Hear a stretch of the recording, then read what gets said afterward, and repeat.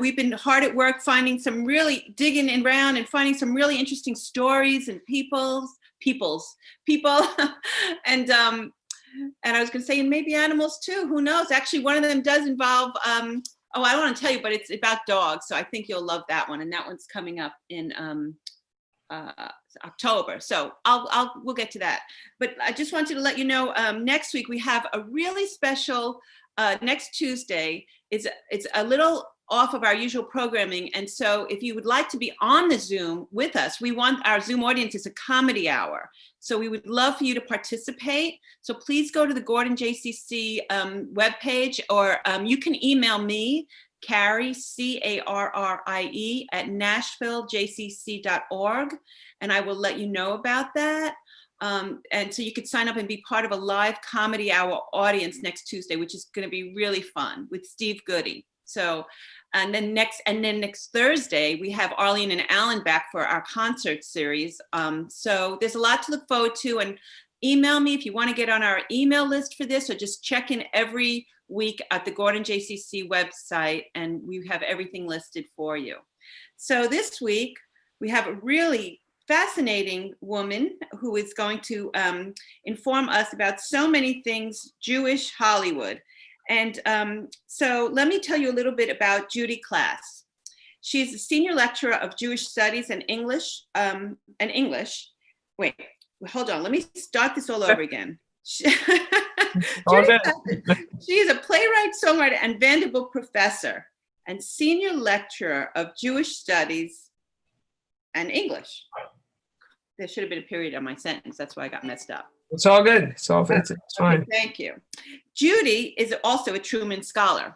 So we know we're in for some intelligent. That was a while back, but yeah.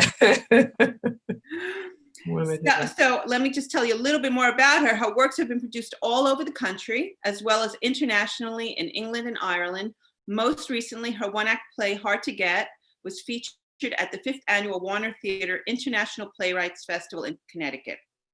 7 of her full-length plays and 35 of her one-act plays have been produced in Europe, and her Most in the U.S. No, only a couple of one-acts in Europe.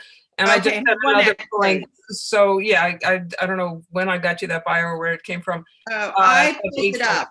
It's all good. It's all good. I should have sent you some.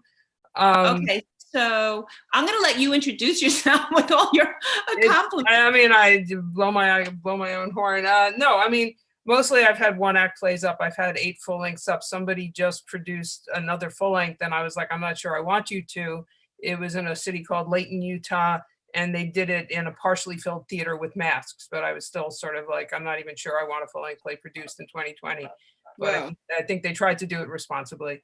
But so yeah, but what I write, that's a little different from what I teach. I mean, they overlap. I teach sometimes drama lit, so the fact that I write plays is a good thing for that. I also do comedy, and I got to tell you folks, Steve Goody is a funny guy. I've written songs with him.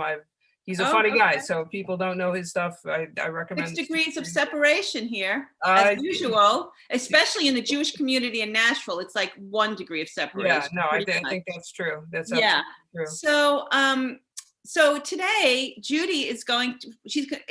Here's another thing before we even get started.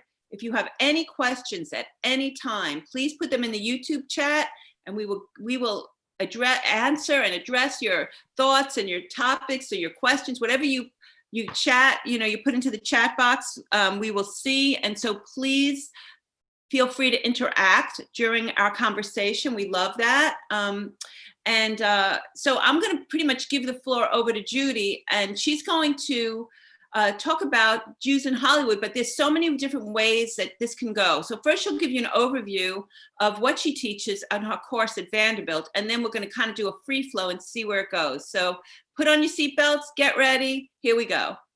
Take it away, Judy. Thanks a lot, Carrie. First of all, I'm pleased the Jewish Studies program is turning into the Department of Jewish Studies, or the Jewish Studies Department, however they're going to formulate it. So that's nice that it's becoming a full department at Vanderbilt. I teach a number of courses for them. Some of them are sort of strange things. I'm not even sure if it's a thing, but they let me make it up and turn it into a course, like Jewish science fiction. But a bunch of them kind of overlap. One is Jewish songwriters. One is Jewish humor, and the Jews in Hollywood course is a freshman or first year studies course that I teach. And in those three, for example, I wind up showing clips of the movie The Jazz Singer, which I don't even think is that great a movie.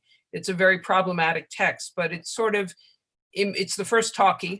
So it's the first, it shows that uneasy transition from silent movies to talking pictures. And it's an interesting text for a lot of reasons, and it raises issues that come up throughout the course and that are relevant to Jewish songwriters and comedians and filmmakers. Issues of appropriation, representation, who gets to tell whose story, who gets to play what role. Unfortunately, that's a movie in which Al Jolson is in blackface. There were a lot of Jewish comedians in blackface in the 1900s, 1910s, 1920s. It's not like that was something Jews made up. Blackface minstrelsy started, I think, before the Civil War in the South. Let me close whatever I've got open that's making that noise. You know, and before there were Jewish comedians doing it, or singers or entertainers, there were sort of white people in all different parts of the country, and then there was sort of a generation of Irish comedians in vaudeville, and then there were Jewish comedians in the era when they were recording songs and starting to film things, unfortunately. But I mean, that's a whole issue we get into, is sort of racism and caricaturing people. And then there's something that gets called Jew-face. Jew-face is sort of a made-up modern term for the ways Jews were caricatured in vaudeville and sort of acts like Weber and Fields, comedy acts, where Jews would play on stereotypes about Jews. And sometimes people who were born here would be making fun of immigrants, or people who got here, you know, 10 years earlier would be making fun of people who got off the boat 1 year earlier.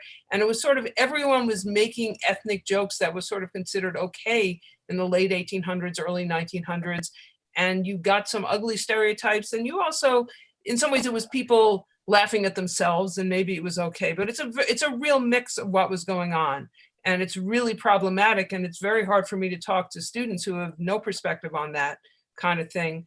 I think talking to people in this group, maybe that they have more perspective, and they'll also know about people that my students have never heard of. You know, my students have never heard of the Marx Brothers. We spend a fair amount of time, we spend most of our time talking about sort of Jewish people behind the cameras, or sort of people owning the studios and writers and directors, but we also spend some time on Jewish actors, often changing their names, often not presenting themselves as Jewish. The Marx Brothers, it's somewhere in between. Did people know they were Jewish or not? But I mean, I'm just saying, I think that the folks listening to this talk and at your JCC will have some of these points of reference that my students who are 18 or 19 don't always have.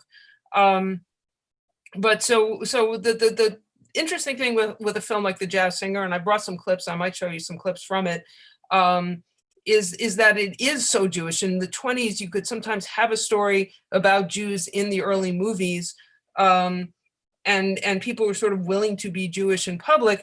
That really changed in the 30s. And in some ways, it may have been a good thing that they were getting rid of some of those sort of vaudeville stereotypes of all the different ethnic groups. They used to think it was hilariously funny in the 20s to make silent movies about the Cohens and the Kellys, the idea of Jews and Irish people hanging out, intermarrying, their families getting mad, usually the Jewish guy getting beaten up by the Irish family. For some reason, they thought that was hysterically funny. You know, and so getting rid of some of those caricatured actors and bits of shtick may not be a bad thing, but another reason representations of Jews sort of disappeared in Hollywood during the 30s is Hitler came to power in 33.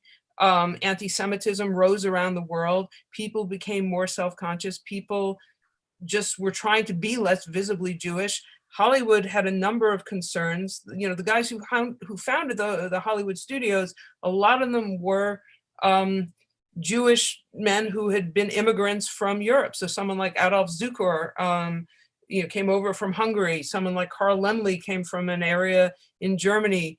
You know, Louis B. Mayer, I think, was born in Canada, but his father had come over from Europe.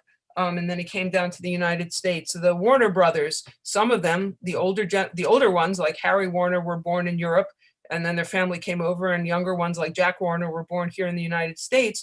But they're all sort of Jewish men from a certain, actually very small area in Eastern Europe, and they'd go into different businesses, like Adolf Zucker was in the fur trade, for example, and they'd become fascinated by penny arcades, which would have peep shows, not sexual, just sort of look through a thing at a kinetoscope at a Nickelodeon, these crude early films in the late 1800s, and they just became entranced by this. Or they would, in the case of the Warner Brothers, they bought a projector and they'd sort of show the Great Train Robbery or some early movie. And then they'd say, well, what if we actually bought films and then we could rent them out to other people to show? And then they'd say, besides just being a distributor, what if we start making our own films? And then there was something called the Edison Trust in the early 1900s, where it's Thomas Edison and a group of sort of WASP rich, well-to-do businessmen tried to sort of have a monopoly on all the films. And they made, a number of the films they made were anti-Semitic, but these were very short films. They were sort of 5 minutes long, 10 minutes long. They sort of saw it as an amusing pastime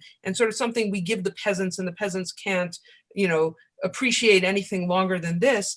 And some of these men who became the heads of the studios, some of these Jewish businessmen thought, what if we could make this art? What if we can convince great actors to appear in our films, Sarah Bernhardt and these people, and if we can take stage plays and try to create a silent version of them, make the movies longer, make them appeal to the middle class as well as to the very poor. And they saw an opportunity in an era when Jews were shut out of a lot of businesses. If you applied to medical school and you had a Jewish name, you're not going to get into the medical school. There were all sorts of businesses that were closed to Jews.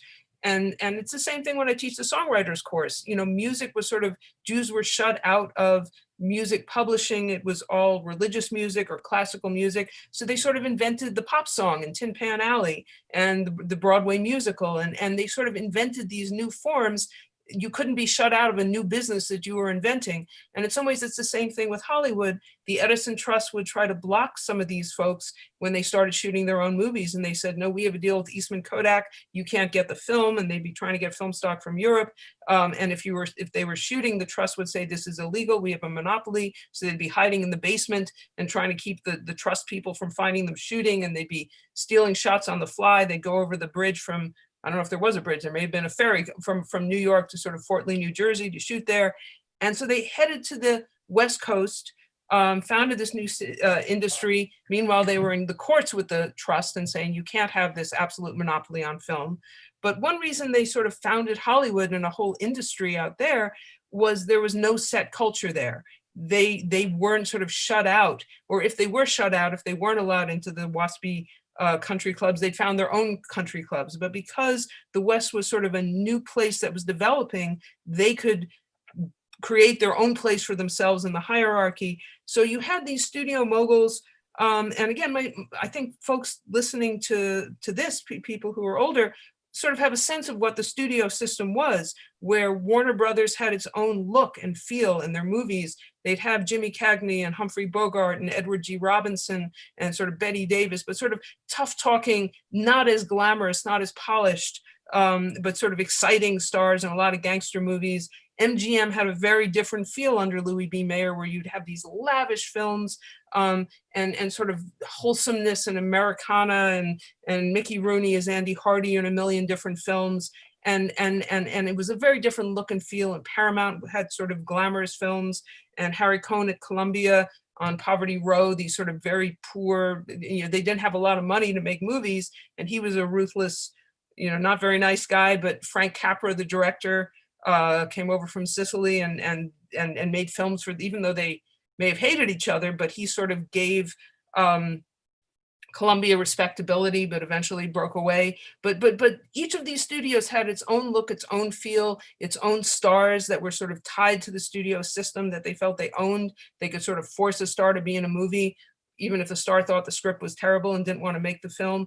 And they had a kind of assembly line attitude towards filmmaking, which is problematic. They made some awful films. They treated people badly. On the other hand, they made some wonderful films. And the studio system, in some ways, worked beautifully. And Hollywood created many, many films. And if you think of the magical golden year of 1939, when all those wonderful films were made, like Gone with the Wind, The Wizard of Oz, Wuthering Heights, I think Ninotchka, I haven't looked at the list recently of everything that was, Smith Goes to Washington, Goodbye, Mr. Chips. I mean, it's just a tremendous list. The films made in that year alone. And then a lot of people went off to fight in the war. People knew World War II was coming. Resources were taken from Hollywood. But there's something to be said for the studio system. There's also something to be said for the studio system breaking up. But these Jewish moguls, the men that I mentioned, sort of ran the studios, and you'd have young people like Irving Thalberg producing certain films at MGM, certain people within the studios. And then you had a lot of Jewish writers and directors who were politically very different from the studio heads. A lot of them, obviously, they were a younger generation, and a lot of them were further to the left, and they just viewed a number of things differently from the studio heads. So during the 30s, when the studio heads were in some ways catering to Germany and sort of saying, the Germans love movies, and they have the facilities all over Germany. They have theaters where you can show a talking picture. Once talking pictures really came in, and we'd hate to lose that audience. So let's not have a Jewish star or a Jewish name or Jewish characters in a film, because otherwise it'll be banned from Hitler's Germany. And they just saw it as there are a lot of governments in the world who had ugly attitudes towards Jews, who were anti-Semitic. They didn't yet envision in 33 or 34 or 35 just what Hitler's Germany would be. But on the other hand, you had writers and directors who said we should have nothing to do with Hitler's Germany, and we should stand up to the German Bund in America, and they formed the Hollywood Anti-Nazi League. So they were in a very different place than most of the studio heads. I will say that Warner Brothers, because they had a distributor or a sort of representative in Germany who got badly beaten by the Nazis, a Jewish man died a few months later, Warner Brothers from the beginning was not willing to play footsie with the Nazis.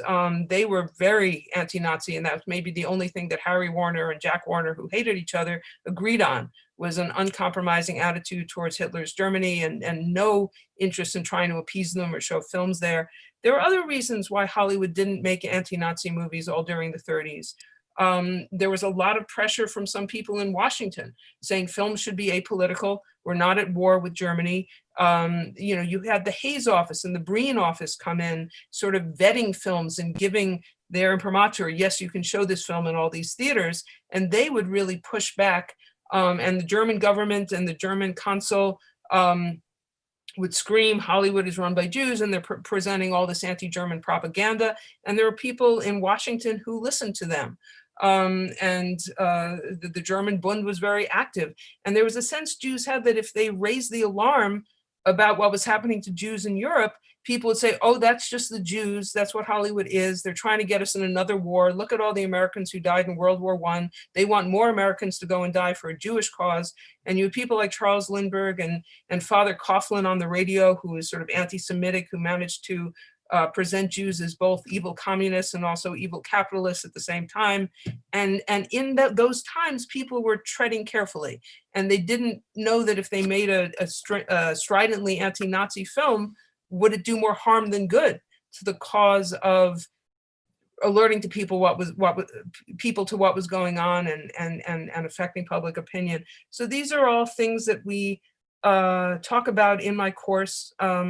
Once Pearl Harbor happened, obviously we were in the war, and Roosevelt had anticipated the need to go to war before, and you had people in the Roosevelt administration saying to Hollywood, help us make movies against the war effort against the Nazis, and Hollywood was very happy to do that. And sort of the moguls felt, yes, we've arrived, now we're accepted as Americans. People said they went from Poland to Polo in one generation. They sort of saw themselves as solid American, patriotic, businessmen who developed this whole great American industry. In some ways, they developed the American dream. The whole idea of the American dream, it's ironic, in many ways comes out of Hollywood. And it's sort of a vision in the head of these scruffy Jewish immigrants from Eastern Europe who felt they'd lived the Horatio Alger myth, and this country was so wonderful, and they wanted to tell everyone about it and celebrate small town American values and all the rest of it.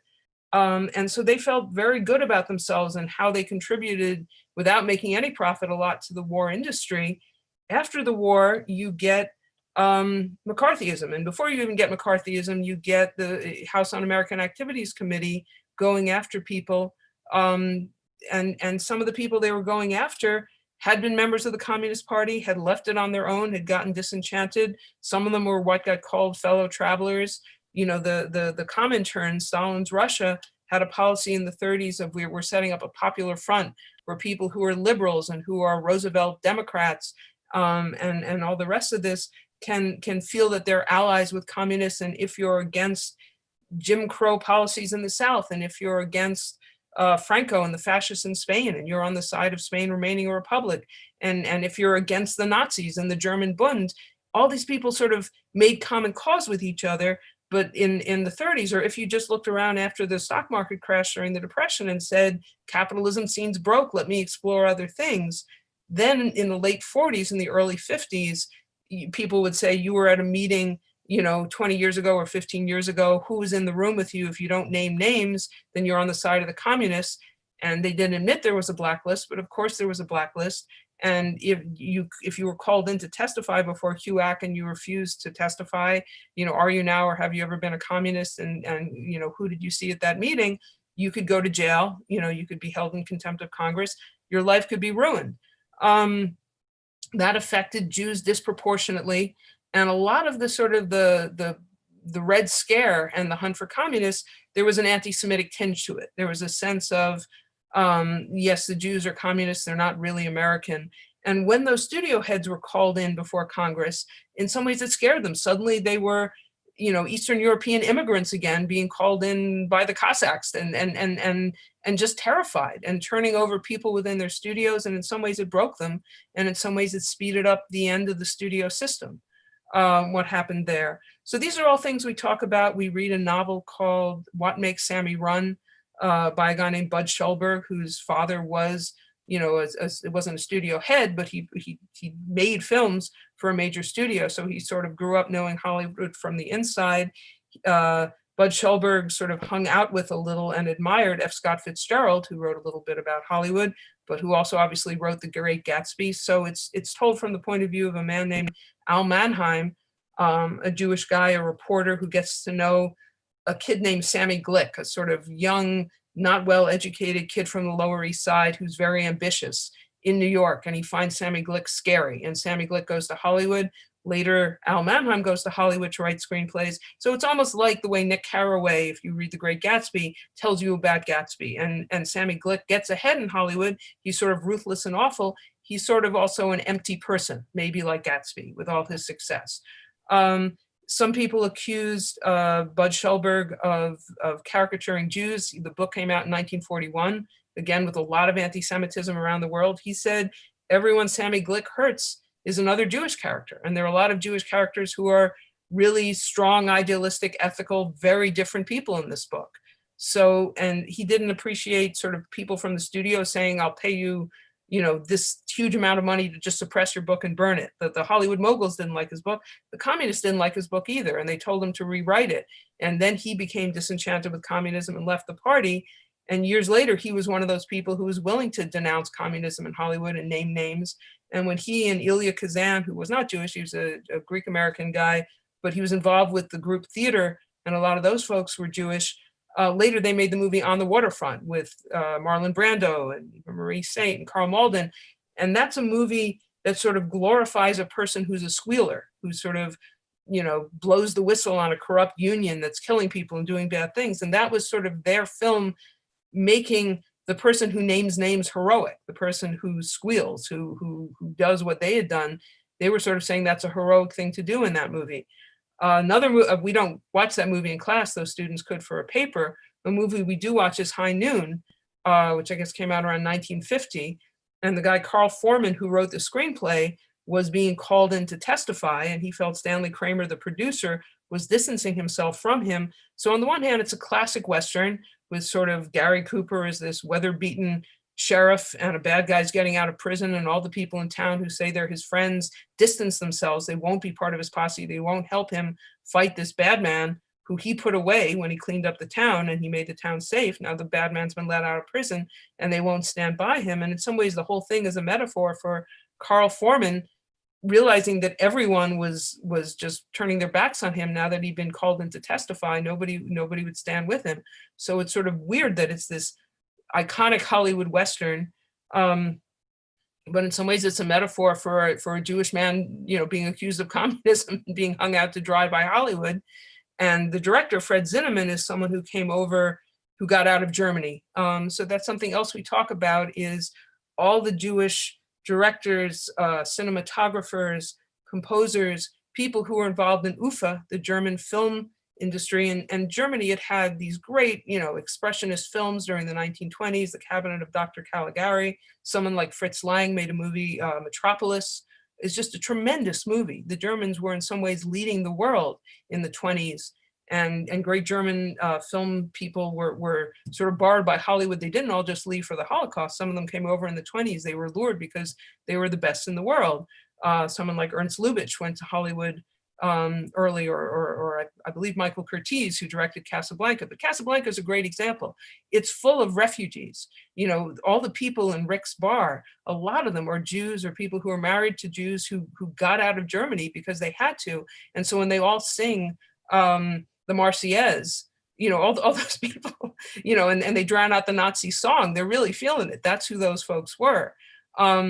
So these are all interesting questions, and having all those refugees come over changed Hollywood. Someone like Billy Wilder is one of our great directors and writers. He came over, learned American slang. He worked on the Ernst Lubitsch film, The Notchka, wrote a lot of the script, and he goes on to make sort of Double Indemnity, which some people consider the first film noir. He wrote it with Raymond Chandler, and film noir kind of comes out of that expressionist German film from the 20s, with all those cinematographers with those long shadows and those creepy, interesting shots.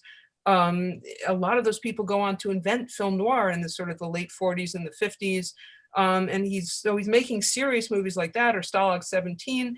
And then Billy Wilder's also making Some Like It Hot, or a movie like The Apartment with Jack Lemmon and Shirley MacLaine, that in some ways looks at the sort of the American dream and the idea of the strong, fine businessman and takes it apart or deconstructs it. Or a movie about Hollywood like Sunset Boulevard. So, these are folks who contributed a lot to America, and it's just sort of interesting. So we look at all these different eras and people, and then later in the course, we look at post-war. People begin talking about anti-Semitism. Movie was Crossfire, Gentleman's Agreement. Actually, a lot of those films that sort of examined anti-Semitism were not made by Jews. It still made Jews in Hollywood very nervous to talk about something like anti-Semitism. But then in the 50s and 60s, people start being Jewish in public again, as during the 1920s. So you start getting stories about Jewish people, just as on Broadway, you get musicals like Fiddler on the Roof for the first time, and Milk and Honey, and shows about Jewish characters, and Fanny Brice, Funny Girl. In Hollywood, you start for the first time again having movies about Jewish characters. And because the Hollywood system is gone, you have sort of filmmakers telling their own story or drawing on their own life, and you get people like Woody Allen and Paul Mazursky and Sidney Lumet, who have distinctive ways of making movies, and we look at some of those filmmakers. That's a lot of what we do. So that's kind of an overview, and I'd be glad, I'm sorry I talked too fast, but I'd be glad to. I was listening and I'm thinking, I'm from New York, and people always talk too fast. So I'm listening to you, I'm like, oh my God, I hope everybody understand. Like, I'm sorry, I'm from New York too. Yeah. Yeah, I know, I could tell. I'm like, I totally could follow you like easily, but I'm like, wow, I wonder if our listeners are keeping up here, because there's a New York kind of pace that's just like, whoa. I was getting my car fixed yesterday, and the guy was like, he said something, he thought I was doing something so quickly. I'm like, no, this is my slow mode. So anyway, but I mean, I've been fascinated. I was just sitting here like, whoa, because I know all these films you mentioned. I'm a film buff, so and I'm older as well, and so like I just was following this whole thing, and I saw Fiddler on the Roof, and just the whole thing, and I wanted to show everybody, because yesterday when we spoke on the phone before, or the other day, I think it was yesterday, before we did this broadcasting live, I told you my family, they love theater and film, Mhm. and I found this when I was going through postcards. This Uh-huh. here It's postcard the Howard brothers. It's Willie Howard and his brother. was addressed to my grandmother. Uh-huh. Yeah, because I found Lovely. these photos of my grandmother from the early 1900s, and so it says, "To Sonia with best wishes, Willie Eugene Howard, and to a pal, Kelly." So I guess what were their two names? How I looked them up, and they were the first Jewish vaudeville, famous Jewish vaudeville entertainers. His Mhm. brothers. I know Willie Howard. I don't know as much about his brother.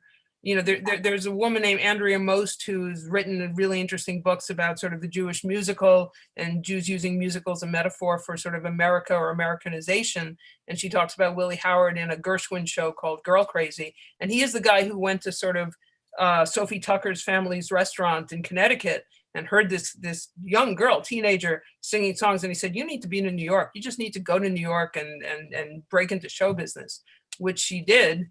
But they put her in blackface. They say, "Oh, she's too fat and Whoa. ugly, black her up." And for years they had her in black, and she hated it. She hated blackface. And that wasn't. You touched on this like when you first started speaking, and I mean, right now, I mean, it's like a volatile subject. It's so volatile. The last time I taught Jewish humor was the spring of 2019, and Ralph Northam and all these politicians, they were discovering these blackface pictures in their, old yearbooks. And meanwhile, I'm also teaching some Woody Allen. I'm also teaching some Al Franken. I mean, it was surreal teaching that course, which had never raised eyebrows. Suddenly, everything I talked about, it was like walking through a minefield. And I felt I can't leave these things out. And it's important for me to give students context, Exactly. and it was a very tricky thing. But I Discussion on. I'm curious, like, the kids growing up are in such a different world, and so like, and now these are like really big topics, and I'm just curious how that plays out in the classroom, when these topics come up. Like, what is their the well, feedback? there are a couple kinds of papers I hate to get, and I get them more, I guess, in especially Jewish humor or Jewish songwriting more than I guess the Jews in Hollywood course. But I don't like to get the paper that sort of says the Jews were bad to be racist and wear blackface. I sort of winch when I get that, because I'm sort of like, there's no monolith the Jews. Some people wore blackface, some people did not, some people criticized it. Each person made their own choices. And then I don't like to get a paper saying the Jews were fine and they were showing solidarity to black people when they wore blackface. And I'll get a paper like that from someone who thinks maybe it'll make me happy as a Jewish person. Because again, all the students are not Jewish, and I have to sort of say, no, I just say embrace the complexity. Have historical context, understand that the world 100, 110 years ago, people saw some things differently. That doesn't mean racism was okay or anything like that, but just understand sometimes people saw things in a different context, but also understand that there are different individuals who did different things. There are some people who in some ways were way ahead of their time and in other ways had flaws and reflected the prejudices of their eras. There are people who changed over the course of their lives and did some things and then repudiated them later. So just understand, never forget the complexity of what we're talking about. I Is all love that, because that is so relevant to now more than ever, is Yeah. to embrace the complexity. Because I was just discussing something with a friend. I do the art galleries with the J, and one of the artists just dropped off some art for me to bring over later. Anyway, but I don't want to go into politics here, even though you did touch on it, because it was part of the history of the Jews in Hollywood. But we, right now, I guess all I have to say is, like, she and I just briefly touched upon, it's not black and white. It's like there are gray areas. Like, everything is so complex now. In any subject now that you embark upon right now, seems so volatile, and people are so polarized, and so it's complex. An individual person is complex. We're all complex. I think when people individually embrace their own complexity, I guess that makes sense, right? We can see it once I see my own complexity, then I can understand it in somebody else and be more empathetic, So it's really about self-understanding, it all comes down to, but that's a whole other discussion. So let's get back to the Jews in Hollywood. So Yeah. how did you what made you even interested in this and to take this road in your own life to become a professor, by the way, in Vanderbilt of this? And then do you have any particular, like, staying on the Jews in Hollywood, like any particular like stories or parts of that whole era that really fascinate you, that's your particular your favorite? And by the way, if anybody's out there has any questions, please throw them up here now so we can answer them. So I don't know that we're getting any questions yet, but so I wanted to ask how you became to become a professor of Jewish studies, and especially, now you have 3 areas that you mentioned. And do you have any particular favorites? Is it Hollywood? Is it songwriting? Is it, what was the other one? Comedians? Just like humor. I actually teach a couple other, but I mean, those are the ones most relevant to, those are the most interconnected ones, I would say. Those are ones where I might use the same text and show the same film clip again and again. I write songs, I write plays. I've done stand-up comedy and sketch comedy. I write screenplays. I've had some things optioned and made. So these are all things that interest me. I grew up loving movies. I love a movie like Casablanca. I love it more now that I know more about it, that I've done research and watched documentaries and read books to prepare for teaching the course. I didn't know how many of the people involved, were refugees from Europe, so and the political subtext for so many people. And knowing more about the Epstein brothers writing the script. And then, of course, they were sort of hung out to dry by Warner Brothers, so that when they were questioned, by HUAC, and they were asked, do you know any sort of malignant organization that, is out to overthrow the United States, they wrote down Warner Brothers, and the HUAC was not amused, Warner Brothers were not amused, but I love movies from 1939. I still watch Turner Classic Movies all the time, but I grew up loving to watch films. So I guess a lifelong love of film would make me want to teach this course. But there are some really good books. There's a book by this guy here, I will show, An Empire of Their Own, How the Jews Invented Hollywood, by Neil Gabler. And so the first thing I did when they sort of said, could you teach a course on this? And I said, yes, I think I can, but I got to go read up, is I went and read that book, and I used that book in the course. I'd read the novel, What Makes Sammy Run, years earlier. So I reread that because I felt I want to include some fiction in the course, not just have it be history. I wanted to include a lot of things. This book I find very interesting, by this guy named Thomas Doherty, Hollywood and Hitler. So that's another book that I assign in the course. And it, again, talks about different studios, how they responded, some people coming over. There are a couple of really good documentaries. There's a documentary called Hollywoodism, which talks about, it's almost a companion piece to An Empire of Their Own. And they interview Neil Gabler and Lester D. Friedman, who wrote a book called Hollywood and the Image of the Jew. They and a number of other people who I've been reading, they get interviewed in the course of the film, and sort of the grandchildren of the moguls, and they show clips from old movies. That's a wonderful film. There's can I interrupt you for a second, because yes. I got a notice, and we do have a question, so I'd love to address it. Look who it's from. It's from Tim Lorsch. There's a great musician. There's somebody you should be including. You should have him come to the JCC and talk about his family and do his show. He's a tremendous person. He's a tremendously talented guy. Tim, we're going to contact you. Contact him. Tim, send me an email, carrie@nashvillejcc.org. I want to talk to you. Okay, so that was a good recommendation. So his question, do you see the question? Do you need? I'll read it out loud. Okay, I can read it. Go ahead. How does the loss of using stereotypes due to PC pressure affect today's film industry? I think that there's a mixed bag. There's good and bad. I'm not someone who believes you can't tell a story about someone you're not in that group. I don't, and it's automatically appropriation. It's almost like it's automatically like a minstrel show. I think you should be aware of the history. And I think especially Jews, when Jews have written, for years, they didn't write about Jews. So often if they wrote about people being pushed around and scapegoated, they would use another minority as a sort of metaphor for themselves. And if the Gershwins wrote Porgy and Bess, or if Kern and Hammerstein wrote Showboat, and some of these are musicals, but then they were turned into movies. Or if Rodgers and Hammerstein wrote about Asians and they wrote, you know, The King and I, or Flower Drum Song, or South Pacific, they were speaking out against bigotry. And in some ways, they might be using the minority groups in those shows as metaphors for themselves. Or if you have, you know, West Side Story, written by Leonard Bernstein, Stephen Sondheim, Jerome Robbins, Arthur Lawrence, right? These are 4 gay Jewish young men, and they're writing about how crazy bigotry is. They were originally going to call it East Side Story. They wanted to do a Romeo and Juliet metaphor, and the original idea was the Juliet character would be a Jewish young woman. The Romeo character would be a Catholic young man. It would be on the Lower East Side, where you have both Little Italy and where you had a lot of Jews as immigrants in the early 1900s. And just the image of Juliet, instead of being on a balcony, being on a fire escape. That was the image. And then they said nobody really lives on the Lower East Side anymore, you know, by the late 50s.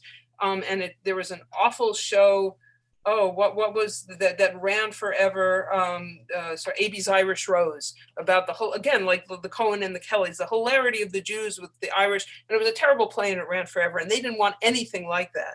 So they said, we have a lot of Puerto Rican immigrants coming over. There's sort of gang warfare in Hell's Kitchen. Let's call it West Side Story and set it there.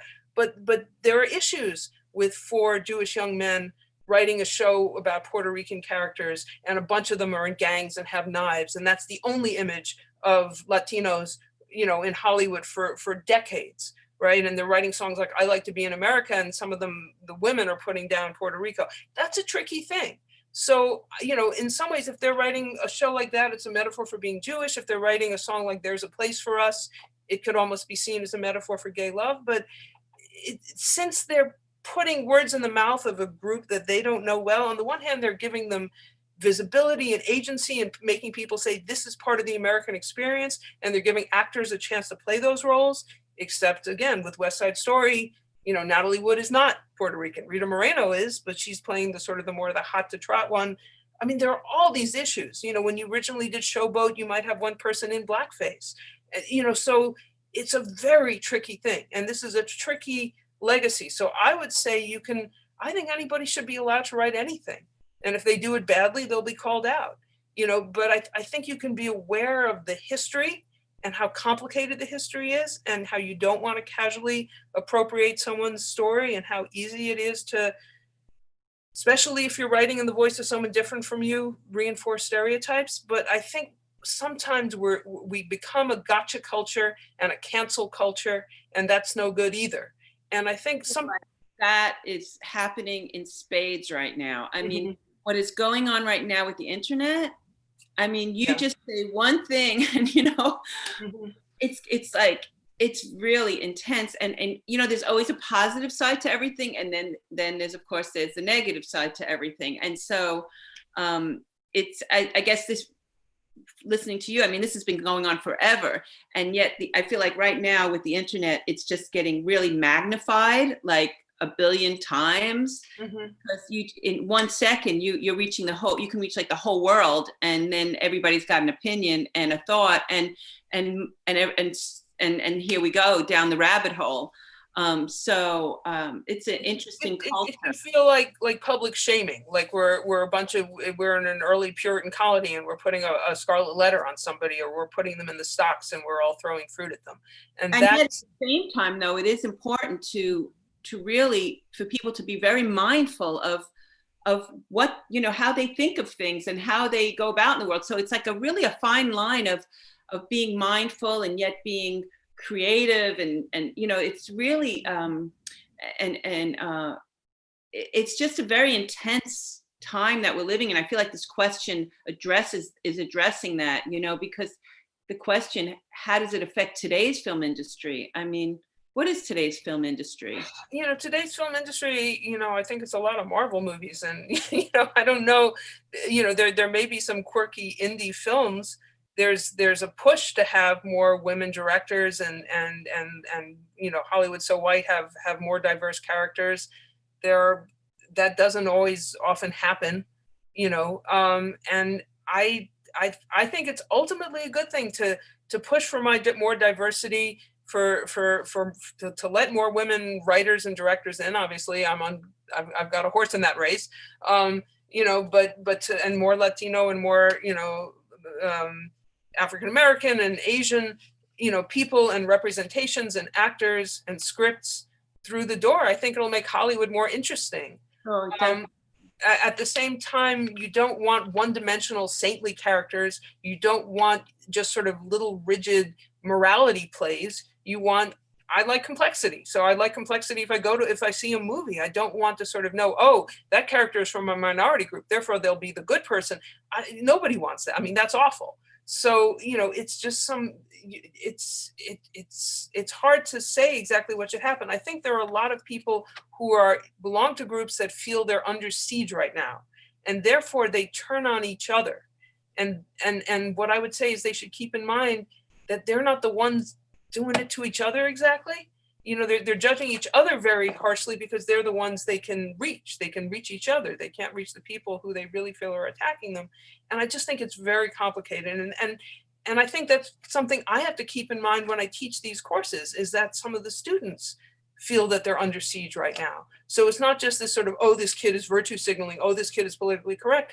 I think these kids are feeling real pain and confusion as they deal with these issues. So it's a very tricky thing to teach some of these texts that have ugly and offensive things in them from long ago. I mean, it's a tricky thing to do. And you just try to say to people, let's all cut each other slack and let's just try to understand how complicated all of this is, Well, history, we're talking about facts. When we look back at history, we're talking about this is what happened. I mean, and so to see it and once we can see what happens and we can go into it and understand and then start to get deeper into it, then you have a more richness of understanding to what's happening. And then, and what is the lesson there? There's always lessons in everything. So, unless we understand history, then we repeat it, right? Right. So, we need to discuss it, but there are some people who might make the case I shouldn't show scenes from The Jazz Singer with Al Jolson in blackface, or a scene from Whoopi with Eddie Cantor in blackface, and talk about the different maybe meanings or kinds of use of Jews in blackface, both on the vaudeville stage and in movies. It makes it sound like I'm celebrating it or promoting it. Well, I'm not. But I'm not just also going to stand there and say, this is bad. It is bad. I want everyone to know that I am not saying blackface is good.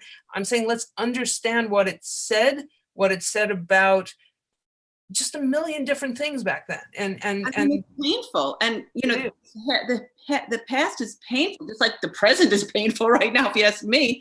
But yes. Pain can teach so much. There's so much richness in pain to learn from. And so, ultimately, I think it's always a positive thing to not try to push it away or push it down. That just creates more pain, quite honestly, ultimately. Mm-hmm. What I was curious, I'm thinking, what the students who come to take your class, where are they going in their lives? Where do you find, why are they taking your class? Where are they going to use all of this? What do you find? Well, if it's a first year seminar, the one on Jews in Hollywood. So in some ways they're taking my class because they've been assigned to it. They've been told, here are the first year seminars. Say the one you find most interesting, second most, third most, 1, 2, or 3, and you'll wind up in one of them. So some of them are Jewish students who are interested in Jewish studies, or people who aren't Jewish who are interested in Jewish studies. And I see a lot of the courses I teach is sort of like the gateway drug to Jewish studies, because they're sort of pop culture. And then if you want to study Maimonides or the Talmud or something, or then there are other people to study with, in the department. I think some are interested in movies. I think some are interested in writing screenplays, and they want to know more about sort of Hollywood and the industry and how it works. And I have us look at some screenplays and I talk a little bit about that stuff. I love to teach creative writing, but that's not what this course is. So I think it's a mix of things. I think it's people who are just interested in history and, in socio-political subjects and who just, think it sounds fun, to watch some movies, and we do watch some movies. So, good. It looks like Tim thinks I sort of answered his question, because I'm like, did I answer Tim's question? I don't know if I'll just let our readers know the comment, because so Tim said it's fascinating about the East Side, West Side, which I actually agree. I didn't know the story behind this. And he also comments, it's so important to acknowledge the darker aspects of our history. I totally agree. This is what my point is. I agree, because without like I said, without going, acknowledging the darkness. There's not that you have to shine the light and incorporate it all, because that's human nature. We all have dark sides. And I'm all into Carl Jung and stuff. So like I'm gearing up into my own little seminar here. So I'll just keep it up, push myself back. So where is like, do you have like a favorite, like, so, okay, out of your 3 or more that you mentioned, studies that, that you teach, what, do you have a favorite, anyone stand out? Like, that's asking somebody like, who's your favorite kid? So I don't know. It is. I mean, I try to, in any course I teach, I try to turn people on to things they've never experienced. So if I'm teaching Jewish science fiction, these kids have never seen The Twilight Zone with Rod Serling, and he wrote a lot of the episodes. They've never heard of it. So I get to show them really good Twilight Zone episodes, and they're like, wow, this was made for no budget in the 50s or the early 60s. And it's just great, or Star Trek episodes. There are a couple of Star Trek episodes by great Jewish science fiction writers. They've never seen original series Star Trek. So I get a bang out of that. They've never seen Casablanca. I think it's a great movie. When I teach the course on Jews in Hollywood, I love to show it to them. I like High Noon. I think What Makes Emmy Run is a good novel. This woman, Anzia Jezierska, some of them really like her stories from the 20s. And then we look at the silent movie based on it and all the Hollywood things that were done to take out her critique of sort of, I don't know, patriarchy and capitalism and all these things that were sort of smoothed out to give it a nice Hollywood ending, So I enjoy different aspects of it. I really enjoyed reading Neil Gabler's book. I didn't know a lot of that stuff. I knew something about the Red Scare and the studios, but I didn't know all this stuff, or the Doherty book. So I can't choose it. I can't say this is my favorite of the kids. I really, and as I said, some of these things overlap. Some of Irving Berlin, who's a songwriter, who's very big in my Jewish songwriter course, they spent a lot of time in the movie Hollywoodism talking about him, because in some ways he's like these moguls. He went from just being so poor. He was born in Russia. His earliest memory was watching his family home burn down in a pogrom, and came here and lived the Horatio Alger dream and fell in love with this country and wrote God Bless America. And in some ways, that's almost a metaphor for all these moguls. So it's the same stuff comes up. In this course, I also like turning them on to the Marx Brothers and in Jewish humor, because they've never seen, Groucho. They don't know who Groucho Marx is. Maybe they've been in a CVS and they've seen sort of bushy eyebrows over a pair of glasses with a nose and a mustache for a Halloween mask. They don't know, or they've seen someone go like this. They don't know what that means. So, I enjoy showing them clips, and I was going to show Marx Brothers clips. I don't know. I haven't shown any clips, but I don't know if they play well over Zoom anyway. Can we try one at least before we have a few more minutes? How long are they? Can you do one clip?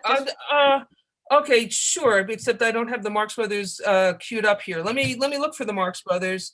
I'll show a clip from their first movie, The Coconuts, and which has George S. Kaufman writing the script. Maybe with Maury Riskind, I should have looked that up. But it's just interesting because some of these folks were sort of seen as great wits and great playwrights, and yet this sort of highbrow and lowbrow stuff with the humor, this also comes up in Jewish humor, where they're sort of also writing scripts where you sort of hit the other person over the head with a rubber chicken. I have to say, this is not resolving. You have like 5 minutes. I don't know. Yeah. So I was just going to show a clip from The Coconuts, which was their show that Kaufman wrote, and then it became their first movie. But it's 1929, so they can still make Jewish jokes. They wouldn't be making those Jewish jokes in their later movies. In I don't know, A Night at the Opera or A Day at the Races. They're not sort of having asides in Yiddish and things that would entertain their Jewish audience. They were being much less Jewish in public, and one reason that they may have lasted in Hollywood through the 30s is that some people didn't know they were Jewish. So apparently a lot of people thought that they were Italian, maybe because of the Chico character, and you can also say that's making fun of immigrants. That's, problematic. But all right, so let me see. I'm just going to show part of a scene where, speaking of Chico, where, all right, have you enabled it so I can share my screen? Can I also do the share screen? Because I think you have to click on something to say not only, it looks like I can share screen. Okay. So with my very messy desktop, can you all see my screen now? Okay, yeah, perfect. All right, so this is just a scene. Groucho is playing sort of a con man, which he often did, which some people would say that's sort of an immigrant type. There's a guy named Lawrence Epstein who's written a book on Jewish humor, and he talks about the Marx Brothers, and he said each one represented a kind of immigrant. Groucho is the guy who's mastered English and becomes sort of the fast-talking flim-flam artist. Chico is supposed to be an Italian immigrant, but he's sort of not long off the boat and sort of, his English is problematic. And then Harpo didn't speak at all, which in some ways represents someone who's just come to the country and can't speak the language at all. But let's just look at a little of this scene. In this, Groucho's supposed to be a guy down in Florida. He runs a hotel and he's trying to sell lots, and he's kind of a con man. And we'll wrap it up after that because. Okay, yeah. So let's just look at a little of this. Oh boy. Well, hang on. Let me go back a little. Okay. Okay. So, yeah. Oh my God, I forgot how funny they are. They are funny, but I'm just saying. Here, let me stop the share. All those jokes about over there are the levies. Oh, that's the Jewish section. Well, we'll pass over that. And there are Yiddish references, and throughout that movie, everything will be AK instead of okay. Meaning Altacockers, which is vulgarism. There are all these little sort of asides and winks to the Jewish audience. And a couple of years later, you will not find that in their movies. The Jewish stuff has been taken out because it's the 30s and everybody is being very, very careful. Well, we go again. But in some ways, it's not just that they don't want to offend Jews; it's that they don't want people to know they are Jews. Right. Both of those things were going on in the 30s. Right. I don't know. That was one of the clips I had lined up. I don't know if you guys could see it well. Yeah, I mean, I saw it. I really enjoyed it. Just kind of brought me back. I haven't watched the Marx Brothers in so long. I hate to even have to end this discussion. I feel like we're just beginning. I mean, it's so fascinating and so informative and entertaining. And so I hope maybe we can arrange to have you back. I'll see what, yeah, and maybe do part 2 because I feel like it just got started. Is there anything that do you have a website or anything that, people can go to read more about your books or anything that you want to direct anyone to? Well, my books, I mean, I wrote a Star Trek novel when I was in college. I have a young adult book that was published by a small press. And in recent years, I've been writing more sort of short fiction, poetry, plays. So one play is published by Samuel French. It's called Cell. Samuel French is now bought by something called Concord. If anyone's doing a play or they're looking for plays, that's a lot of what I got is both full-length plays and short plays. I have a website. It's Judy Klass, JUDY-KLASS.com, and it talks about. I moved to Nashville to write songs. I mean, I do a bunch of different things. So it has news about various things. But I'd love to come back and just talk about images of Jewish men, Jewish women on screen, both in films made by Jews and films made by other people. That's interesting, and that has changed over time. And maybe some films by Jewish men that present Jewish women in not such great light as Japs or The Jewish Mother or I mean, there are a million things we could talk about. I would love that. So let's make that happen. We're out of time now. So I just want to say thank you and thank our audience for tuning in every week. And we'll look forward to having you back then. Okay. That sounds wonderful. Thanks a lot, Carrie. Thanks, awesome. everybody. Have a great day. You too. Okay.